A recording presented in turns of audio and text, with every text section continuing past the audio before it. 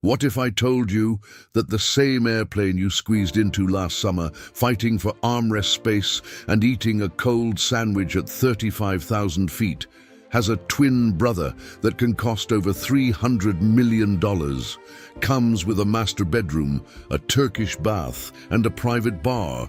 That is not science fiction. That is the reality of what happens when the world's wealthiest individuals take ordinary commercial aircraft and transform them into flying palaces that make five-star hotels look modest. Today, we are going to explore the most jaw-dropping luxury versions of the airplanes most people consider cheap, ordinary, or even boring, and the price differences will genuinely make your head spin.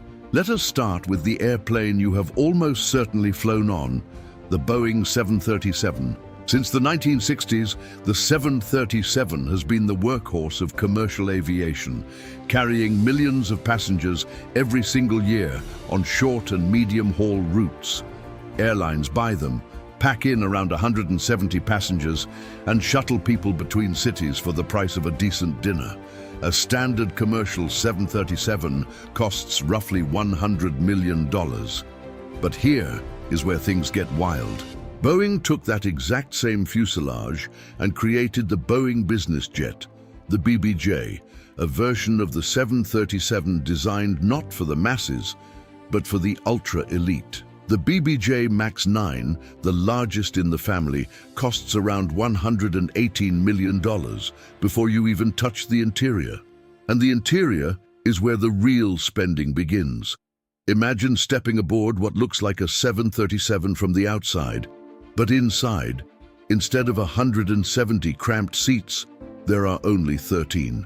The cabin features a walk-up bar, a full master bedroom with a queen-size bed, an office, an ensuite bathroom with a shower, and a lounge area upholstered in hand-stitched Loro Piana fabrics and premium Garrett leathers. The veneers are open-grain white oak in matte dark chocolate, and custom audio systems calibrate the sound specifically for the cabin. Some owners spend $40 to $60 million on the interior alone, pushing the total cost well beyond $150 million. Would you trade 170 seats for 13 if money were no object? Now let us cross over to the European side. The Airbus A320 is arguably the most successful narrow-body commercial aircraft ever built. Airlines like British Airways, Lufthansa, and dozens more fly the A320neo everywhere, cramming in up to 180 passengers in economy class. A ticket might cost you $200, but Airbus looked at that same airplane and created the ACJ320neo, the Airbus corporate jet, and the transformation is staggering. With a price tag of around $117 million before customization, the ACJ22neo takes a plane designed for 180 people and reconfigures it for just 19. The first ACJ22neo ever delivered went to a UK charter operator called Acropolis Aviation, and their version seats only 12 and can sleep 17. The cabin features an open-plan forward lounge, an intimate rear lounge, a mid-cabin conference and dining area, a private master bedroom with a king-size bed, and the largest ensuite bathroom ever featured on an Airbus, complete with a full rectangular shower. The cabin stretches across 1,000 square feet of customizable space, nearly twice as wide as most large business jets. Some configurations include heated stone floors, humidity controls for artwork, and climate-controlled wine storage at 41,000 feet. The aircraft can fly non-stop for over 12 hours, connecting cities like New York and Tokyo. Think about that.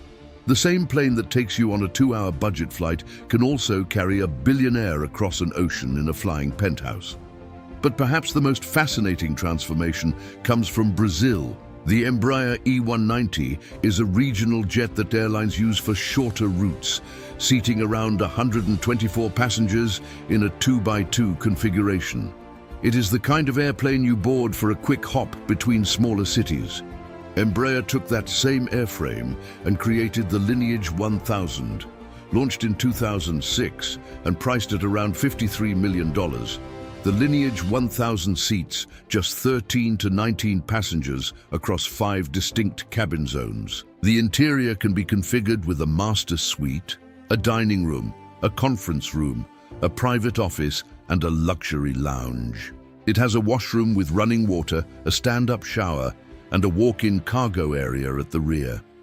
Additional fuel tanks in the lower deck nearly doubled the range to 4,600 nautical miles, enough to fly non-stop from New York to Istanbul or London to Dubai. The Brazilian Air Force even uses a version of the Lineage 1000 as a secondary presidential aircraft.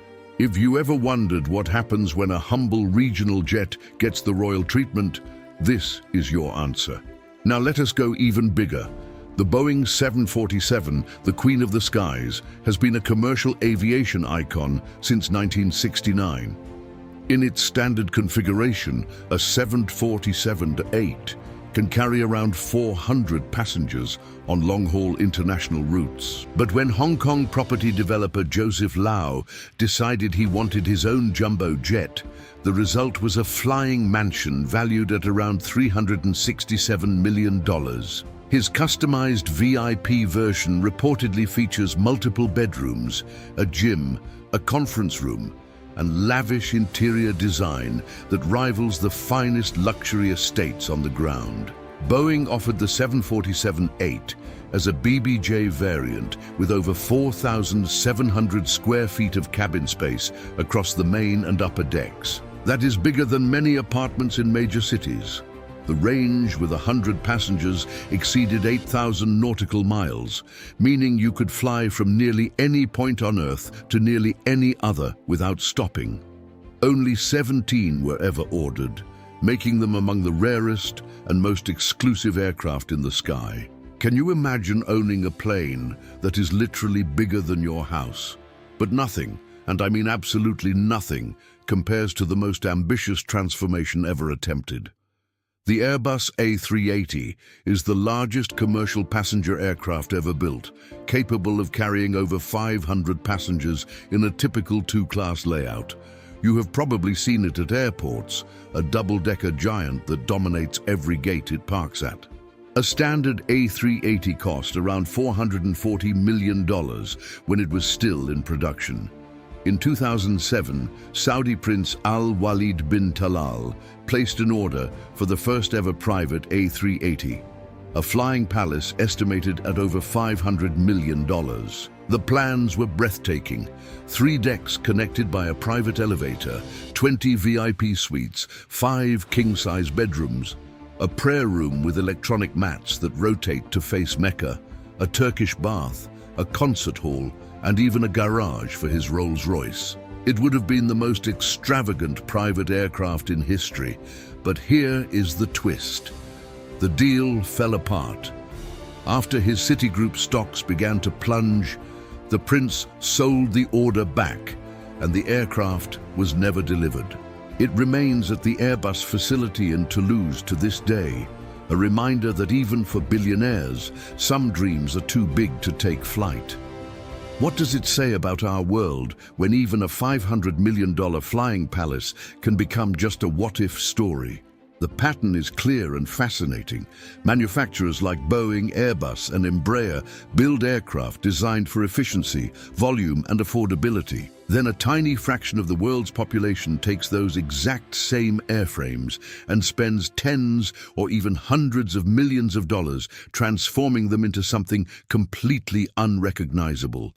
The same Cessna company that sells the 172 Skyhawk, the best-selling airplane in history with over 44,000 built for around $450,000 new, also produces the Citation Longitude, a sleek business jet that costs nearly $30 million. Same company, same DNA, but a completely different universe.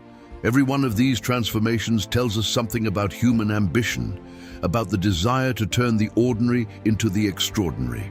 Whether you think it is inspiring or excessive, the engineering and craftsmanship behind these flying palaces is nothing short of remarkable. So the next time you board a 737 or an A320 for a routine flight, look around the cabin and imagine what it would look like with a bedroom, a shower, and a bar. Because somewhere in the world, someone is living that reality right now. If this video blew your mind, hit that subscribe button and turn on notifications so you never miss another story like this. Drop a like if you enjoyed it and tell me in the comments, which airplane would you transform into your personal flying palace if money were no limit? I genuinely want to know your answer.